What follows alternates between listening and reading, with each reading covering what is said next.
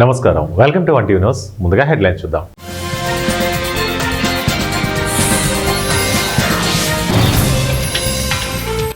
భవిష్యత్తులో పన్నులు మరింత తగ్గిస్తాం, ప్రధాని మోదీ.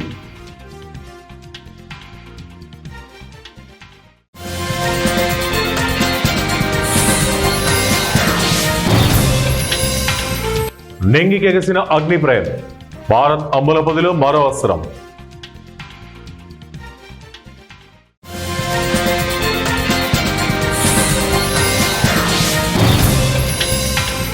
ముస్లింల స్థలాలను లాక్కోవడానికి వక్ఫ్ చట్టం, ఓవైసీ.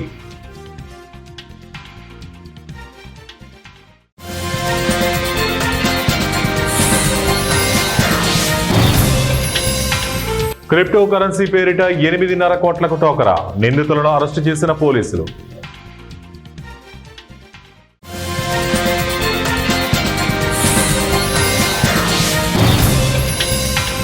అంగరంగ వైభవంగా ప్రారంభమైన మెగా డిఎస్సి ఉత్సవ సభ, హాజరైన సీఎం చంద్రబాబు, మంత్రులు. రష్యాతో బంధం కాల పరీక్షలకు తట్టుకుని నిలబడిందని ప్రధాని నరేంద్ర మోడీ అభివర్ణించారు. ఆయన ఉత్తరప్రదేశ్లోని గౌతమ్ బుద్ధానగర్లో మొదలైన ట్రేడ్ షోలో జరిగిన సభలో మాట్లాడారు. ఈ వాణిజ్య ప్రదర్శనకు కూడా మాస్కో భాగస్వామిగా వ్యవహరిస్తోందన్నారు. దేశ స్వయం సమృద్ధిలో ఉత్తరప్రదేశ్ పాత్రను ఆయన కొనియాడారు. భారత్లో తయారయ్యే మొబైల్ ఫోన్లలో అత్యధికం ఇక్కడి నుంచే వస్తాయన్నారు. సెమీ కండక్టర్ రంగంలోనూ భారత్ స్వయం సమృద్ధి సాధించాలని పేర్కొన్నారు. భారత్లోని చిప్ నుండి షిప్ వరకు అన్ని తయారు చేయాలని తాము కోరుకుంటున్నట్టు వెల్లడించారు. పన్నుల తగ్గింపు కొనసాగుతుందన్నారు. భారత్ ఆయుధ శక్తి మరో కీలక ముందడుగు వేసింది. తొలిసారి రైలుపై నుంచి బాలిస్టిక్ క్షిపణిని ప్రయోగించే సామర్థ్యాన్ని పరీక్షించింది. ఆ విషయాన్ని డిఆర్డీఓ రక్షణ మంత్రి రాజ్నాథ్ సింగ్ ప్రకటించారు. అణు సామర్థ్యం ఉన్న అగ్నిప్రయం క్షిపణిని దీనిపై నుంచి ప్రయోగించినట్లు రాజ్నాథ్ తన ఎక్స్ ఖాతాలో వెల్లడించారు. ఆయన రక్షణ పరిశోధనాభివృద్ధి సంస్థను అభినందించారు. అతి తక్కువ సమయంలో అవసరమైన చోటుకు తరలించి ప్రయోగించేలా రైలు ఆధారిత మొబైల్ లాంచింగ్ వ్యవస్థను అభివృద్ధి చేసినట్లు వెల్లడించారు. ముస్లింల మసీదులు, ఇతర పవిత్ర స్థలాలను లాక్కునేందుకు ప్రధాని నరేంద్ర మోదీ ప్రభుత్వం వక్ఫ్ సవరణ చట్టాన్ని తీసుకొచ్చిందని ఏఐఎంఐఎం అధ్యక్షుడు హైదరాబాద్ ఎంపీ అసదుద్దీన్ ఓవైసీ ఆరోపించారు. బీహార్లోని కిషన్గంజ్ జిల్లాలో బుధవారం జరిగిన ర్యాలీలో ఆయన ప్రసంగించారు. ఈ సందర్భంగా అక్కడ ఆయన సీమాంచల్ న్యాయ యాత్రను ప్రారంభించారు. రానున్న బీహార్ అసెంబ్లీ ఎన్నికల దృష్ట్యా రాష్ట్రంలోని ముస్లిం ప్రాబల్య ప్రాంతాల్లో తన పార్టీ విజయావకాశాలను పెంచుకునే లక్ష్యంతో 3 రోజుల సుడిగాలి పర్యటనకు ఓవైసీ శ్రీకారం చుట్టారు.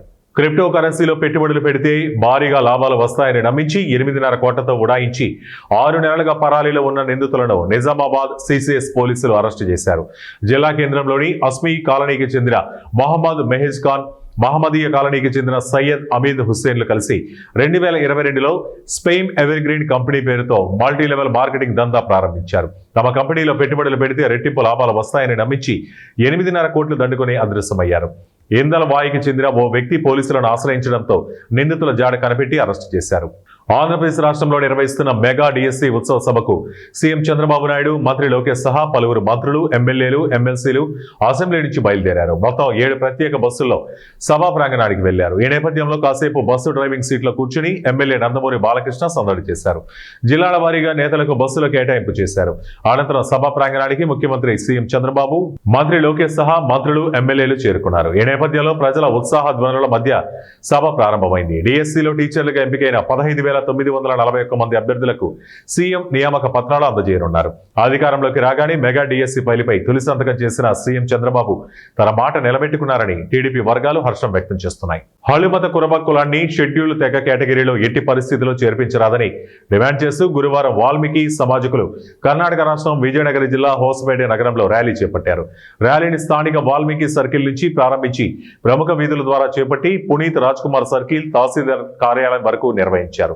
రాష్ట్ర ప్రభుత్వ నిర్ణయాన్ని తాలూకా వాల్మీకి సమితి నిరసిస్తూ తహసీల్దార్ కార్యాలయం ద్వారా ప్రభుత్వానికి వినతి పత్రం సమర్పించారు. ఈ సందర్భంగా వాల్మీకి సంఘం తాలూకా అధ్యక్షులు గోసల బర్మప్ప, కార్యదర్శి దేవరమణి, శ్రీనివాస్, జంబయ్య నాయక్ తదితరులు మాట్లాడుతూ షెడ్యూల్ తెగ గిరిజన సమాజానికి చెందిందని, విద్యాపరంగా, రాజకీయంగా, ఆర్థికంగా సమాజంలో చాలా వెనకబడి ఉందని తెలిపారు. ఉస్మానియా యూనివర్సిటీలోని నాన్ టీచింగ్ ఉద్యోగుల సమస్యల పరిష్కారానికి కృషి చేస్తామని ఎన్జీఓ అసోసియేషన్ అధ్యక్ష అభ్యర్థి ఖాదిర్ ఖాన్, ప్రధాన కార్యదర్శి వెంకటేష్ అన్నారు. ఈ నెల 27న ఓయూలో నాన్ టీచింగ్ ఉద్యోగుల ఎన్నికలు జరగనున్న నేపథ్యంలో ఓయూలోని నాన్ టీచింగ్ ఫంక్షన్ హాల్లో ఎన్జీఓస్ అసోసియేషన్ మేనిఫెస్టో రిలీజ్ కార్యక్రమాన్ని ఘనంగా నిర్వహించారు. అనంతరం ఎన్జీఓస్ అసోసియేషన్ నాయకులు తమ మేనిఫెస్టోను విడుదల చేశారు. ఈ సందర్భంగా ఎన్జీఓస్ అసోసియేషన్ అధ్యక్ష అభ్యర్థి ఖదీర్ ఖాన్, జనరల్ సెక్రటరీ వెంకటేష్ మాట్లాడుతూ ఓఈలోని నాన్ టీచింగ్ ఉద్యోగులు హెల్త్ కార్డులు లేకపోవడంతో తీవ్ర ఇబ్బందులు పడుతున్నారని, తమ ప్యానెల్ను భారీ మెజార్టీతో గెలిపించినట్లయితే హెల్త్ కార్డు సమస్యతో పాటు సిపిఎస్, ఓపీఎస్, పెన్షన్ సమస్యల పరిష్కారం కోసం కృషి చేస్తామని హామీ ఇచ్చారు. నమస్తే. ఈరోజు ఖదీర్ ఖాన్ మరియు B Venkatesh panel manifesto inaugural function ఉండే.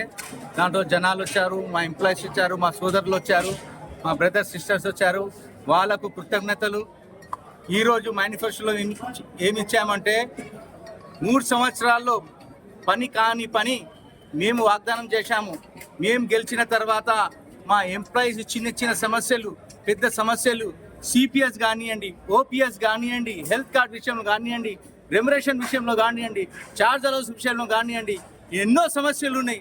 ఆ సమస్యలు త్వరలో తీస్తామని, త్వరలో చేపిస్తామని వాగ్దానం చేశాము. Thank you. మీడియా మిత్రులకు నా తరఫు నుంచి ఖదీర్ ఖాన్ మరియు వెంకటేష్ ప్యానల్ తరఫు నుంచి మీ కృతజ్ఞతలు. భాగంగా ప్రతి కాలేజు, ప్రతి డిపార్ట్మెంట్, ప్రతి ఉద్యోగిని కలిసే ప్రయత్నం మేము చేసినాం.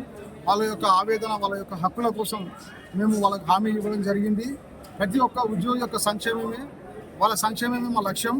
ఖదీర్ అండ్ వెంకటేష్ ప్యానెల్ రాబోయే రోజుల్లో ఉస్మానియా విశ్వవిద్యాలయంలో అణచివేయబడ్డ ఉద్యోగుల హక్కులను కాలరాస్తున్న అధికారులను ప్రశ్నించే తత్వాన్ని మేము అలవరుచుకొని రాబోయే రోజుల్లో ఉద్యోగుల భవిష్యత్తుకు బంగారు పునాది వేస్తామని చెప్పేసి ఈ పత్రిక ముఖంగా మా ఉద్యోగులకు, గ్రూప్ 4 ఉద్యోగులకు, పెద్దలకు అందరికీ హామీ ఇస్తున్నాం. చూస్తున్నారు, గత కొద్ది రోజులుగా మేము 18 రోజులుగా వివిధ కళాశాలను సందర్శించడం జరిగింది. ప్రతి దగ్గర ఉద్యోగులు పాత యూనియన్ పైన, ఎగ్జిస్టింగ్ యూనియన్ పైన చాలా నిరాశ నిస్పృహతో ఉన్నారు.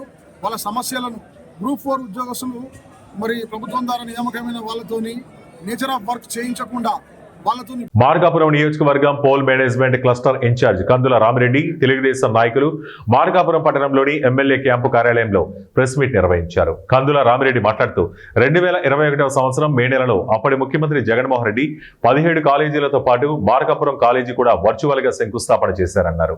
కానీ 17 కాలేజీల్లో కేంద్ర ప్రభుత్వం 5 కాలేజీలకి అనుమతి ఇచ్చారని, తన మెహర్బానీ కోసం మిగతా 12 కాలేజీలకు అప్పటి ముఖ్యమంత్రి శంకుస్థాపన చేశారన్నారు. 2021వ సంవత్సరం మే నెలలో శంకుస్థాపన చేసిన మెడికల్ కాలేజీ 2024 సంవత్సరం అధికారం కోల్పోయేటప్పటి వరకు 3 సంవత్సరాల కాలంలో మెడికల్ కాలేజీ ఎందుకు పూర్తి చేయలేదని ప్రశ్నించారు. ముఖ్యమంత్రి చంద్రబాబు నాయుడు గారు అలాగే కుటుంబ ప్రభుత్వం ఆధ్వర్యంలో ఈరోజు స్వచ్ఛ భారత్ కార్యక్రమం ఈరోజు మార్కాపురం మున్సిపాలిటీలో ఇక్కడ కోనేటిలో ఈ కార్యక్రమం ఏర్పాటు చేశారు. ఈ కార్యక్రమం ఇచ్చేసినటువంటి అధికారులకు, అలాగే మున్సిపల్ సిబ్బందికి, అలాగే నాయకులకు అందరికీ నమస్కారం తెలియజేస్తూ, ముఖ్యంగా ఈ కోనేరు విస్తృతి గురించి అందరికీ తెలిసిన విషయమే. ఇక్కడ చెనకేశ్వరం తెప్పోత్సవం కానీ, అలాగే చెనకేశ్వరం ఏ కార్యక్రమం జరిగినా కానీ ఇక్కడికి వచ్చి ఇక్కడ చెనకేశ్వరం నీళ్ళు తీసుకుపోయి చేసే కార్యక్రమం ఉంది. కాబట్టి దయచేసి ఇది దేవుడు కోనేరుగా భావించాలి అందరము. ఇక్కడ చుట్టుపక్కల వారు కూడా వ్యర్థాలను దీంట్లో వేయవద్దు. ఇప్పుడు క్లీన్ చేసిన తర్వాత మున్సిపల్ కమిషనర్ గారు కూడా చెప్పారు, దీన్ని కొద్దిగా మెయింటైన్ చేద్దాం సార్, కొంచెం ఇంకా దీంట్లో కూడా బ్లీచింగ్ అంతా ఏర్పాటు చేసి ఇబ్బంది లేకుండా ఈ నీళ్ళని కూడా బాగా చేద్దామని చెప్పారు. కాబట్టి ఇంటి పరిసరాలు మాత్రం తప్పకుండా గమనించండి. మీ వ్యర్థాలు దీంట్లో వేసి మనము మన పరిసరాలనే పాడు చేసుకుంటున్నాము. దోమలు పెరుగుతాయి, నీరు కాలుష్యం అయిపోతూ ఉంది, ఈ గాలి పీలిస్తే కూడా ఇబ్బందులు వస్తాయి. కాబట్టి మీరు దయచేసి వ్యర్థాలను వేయొద్దు. దీన్ని ముందు కూడా మున్సిపల్ వారి ఆధ్వర్యంలో ఎటువంటి ఇబ్బంది లేకుండా చూసుకుంటారు. కాబట్టి మనం కూడా సహకరించి కోనేరుని కాపాడే బాధ్యత ఇది దేవుడి కోనేరుగా భావించి అందరం కూడా పవిత్రంగా ఉంచుకోవాలని కోరుకుంటున్నాం. రష్యాతో బంధం కాల పరీక్షలకు తట్టుకుని నిలబడిందని ప్రధాని నరేంద్ర మోడీ అభివర్ణించారు. ఆయన ఉత్తరప్రదేశ్లోని గౌతమ్ బుద్ధానగర్లో మొదలైన ట్రేడ్ షోలో జరిగిన సభలో మాట్లాడారు. ఈ వాణిజ్య ప్రదర్శనకు కూడా మాస్కో భాగస్వామిగా వ్యవహరిస్తోందన్నారు. దేశ స్వయం సమృద్ధిలో ఉత్తరప్రదేశ్ పాత్రను ఆయన కొనియాడారు. భారత్లో తయారయ్యే మొబైల్ ఫోన్లలో అత్యధికం ఇక్కడి నుంచే వస్తాయన్నారు. సెమీ కండక్టర్ రంగంలోనూ భారత్ స్వయం సమృద్ధి సాధించాలని పేర్కొన్నారు. భారత్లోని చిప్ నుండి షిప్ వరకు అన్ని తయారు చేయాలని తాము కోరుకుంటున్నట్టు వెల్లడించారు. పన్నుల తగ్గింపు కొనసాగుతుందన్నారు. భూపాలపల్లి జిల్లా భూపాలపల్లి మండలం కమలాపూర్, గొల్లముద్దారం, దూదేకులపల్లి గ్రామాల్లో జరిగిన వేడుకల్లో భూపాలపల్లి ఎమ్మెల్యే గండ్ర సత్యనారాయణరావు పాల్గొన్నారు. కమలాపూర్ గ్రామంలో లక్ష్మీదేవర ఆలయంలో ప్రత్యేక పూజలు చేసిన అనంతరం లంబాడీల తీస్ పండుగ వేడుకల్లో ఎమ్మెల్యే పాల్గొన్నారు. డప్పు చప్పుళ్లతో పెళ్లి కాని యువతులు గ్రామస్తులు సాంప్రదాయ నృత్యాలతో ఎమ్మెల్యేకు స్వాగతం పలికారు. అనంతరం డీజే పాటలకు యువతులతో కలిసి ఎమ్మెల్యే స్టెప్పులేశారు.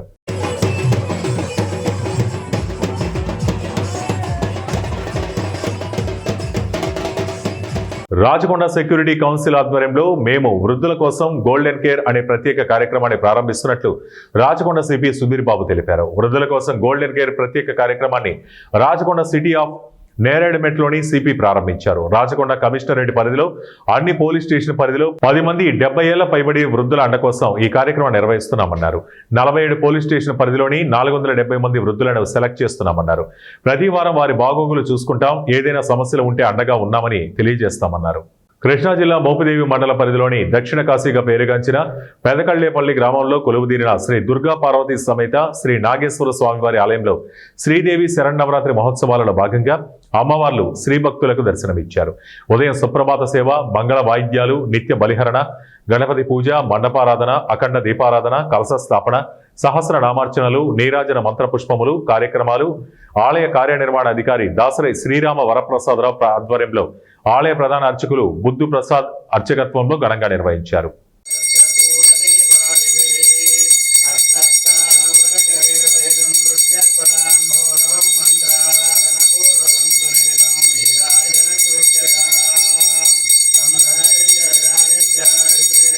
చదువుకునే రోజుల్లో కాలేజీకి వెళ్లేందుకు తనకు సైకిల్ కూడా ఉండేది కాదని 4 కిలోమీటర్లు నడిచి వెళ్లి చదువుకున్న రోజులు గుర్తొస్తున్నాయని మంత్రి పొంగులేటి శ్రీనివాసరెడ్డి అన్నారు. ఖమ్మం జిల్లా కల్లూరులో పలు కార్యక్రమాల్లో ఆయన పాల్గొన్నారు. 75 లక్షల రూపాయల వ్యయంతో నూతనంగా నిర్మించిన షాదీ ఖానాను ఆయన ప్రారంభించారు. అనంతరం ఆశా ఫౌండేషన్ ఆధ్వర్యంలో ప్రభుత్వ జూనియర్ కళాశాలలోని 220 మంది విద్యార్థులకు యూనిఫామ్, నోట్బుక్స్ ను స్థానిక ఎమ్మెల్యే మట్టా రాగమయ్యి దయానంతో కలిసి పంపిణీ చేశారు. ఈ సందర్భంగా మంత్రి పొంగులేటి తాను చదువుకున్న రోజులను గుర్తు చేసుకున్నారు. తమ గ్రామం నుండి స్నేహితులతో కలిసి నడుచుకుంటూ కాలేజీకి వెళ్లి వచ్చేవాడినని, అప్పట్లో ఉపాధ్యాయుల పట్ల అమితమైన గౌరవం ఉండేదని గుర్తు చేసుకున్నారు. వ్యవసాయ కుటుంబాల నుంచి వచ్చిన వారే ప్రభుత్వ కాలేజీల్లో ఉంటారని, తల్లిదండ్రుల కష్టాన్ని గమనించి కష్టపడి చదువుకొని మంచి భవిష్యత్తు ఏర్పాటు చేసుకోవాలని విద్యార్థులకు సూచనలు చేశారు.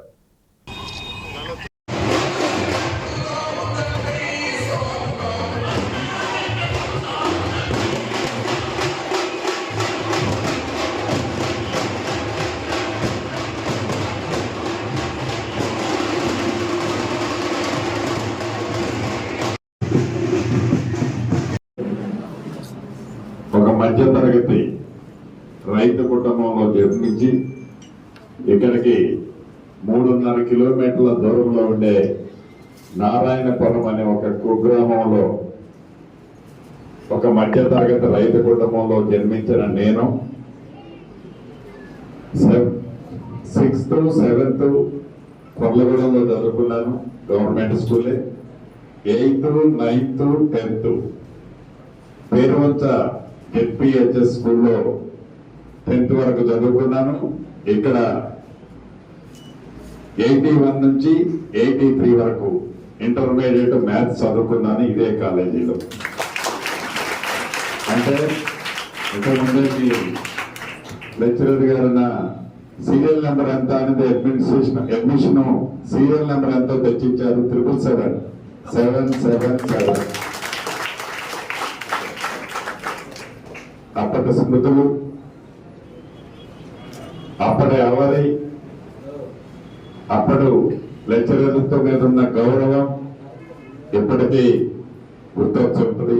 ఈ ప్రెమిసెస్ లో నుంచి రోడ్డు మీద పోయేటప్పుడు కానీ, ఈ ప్రెమిసెస్ లోకి వచ్చినప్పుడు కానీ ఆ రోజులు గుర్తు తెచ్చుకుంటాం. మనం అనుకుంటుంటాం, అబ్బా శ్రీనన్న ఎంత పెద్దోడైందిరా, ఇవాళ మంత్రిరా, శ్రీనన్న అంటే మామూలు మాటరా అని.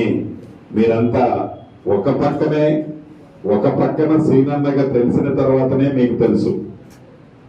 నారాయణపురం నుంచి పేరువంచి వెళ్ళడానికి 2 కిలోమీటర్ల దూరం ఆ స్కూల్కి నడిచి వెళ్ళేవాళ్ళం.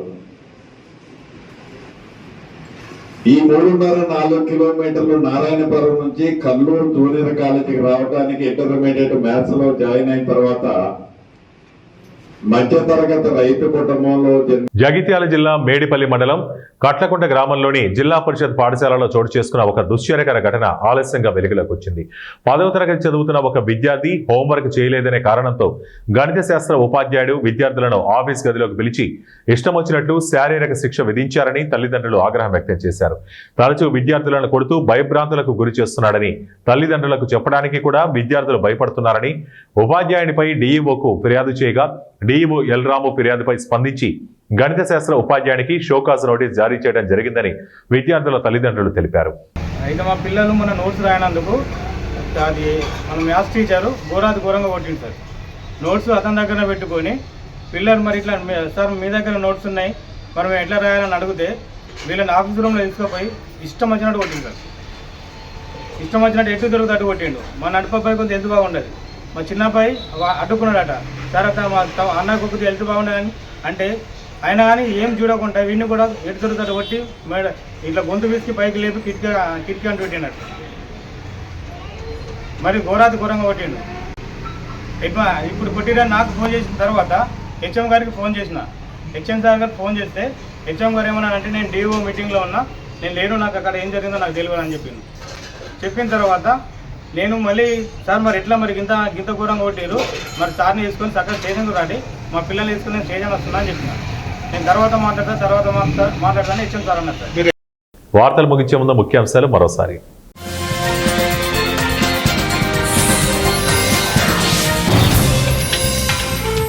భవిష్యత్తులో పన్నులు మరింత తగ్గిస్తాం ప్రధాని మోదీ.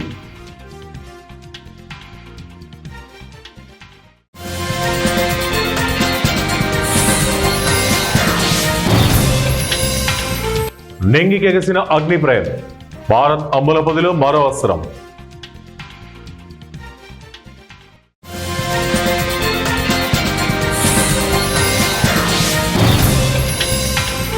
ముస్లింల స్థలాలను లాక్కోవడానికి వక్ఫ్ చట్టం ఓవైసీ.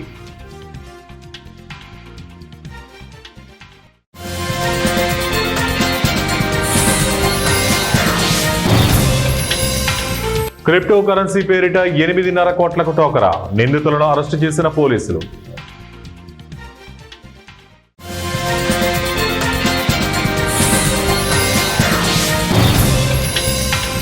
అంగరంగ వైభవంగా ప్రారంభమైన మెగా డిఎస్సి ఉత్సవ సభ, హాజరైన సీఎం చంద్రబాబు, మంత్రులు.